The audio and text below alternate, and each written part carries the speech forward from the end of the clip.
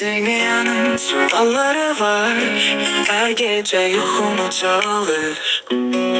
Sanki cevapları kimse saklıyor, yüreğim isyan ile dolur.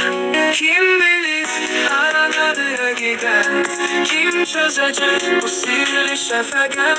Sualların akışında itmişim, hele de yolumu tapmamışam.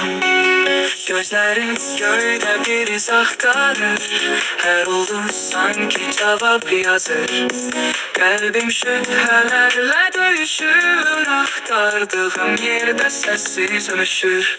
Kim bilir aradadır giden, kim çözecek bu sirli şefkat? Sualların akışında itmişim, hele de yolumu tapmamışam.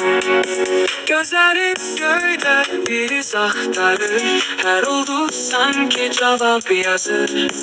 Kalbim şüphelerle dövüşür, aktardığım yine de sessiz ölüşür.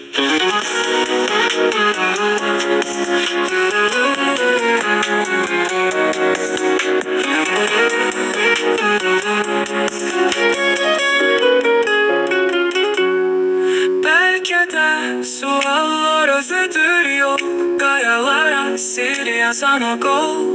Belki de cevaplar hiç yoktu, sadece her bildiğiniz bir tozlu yol.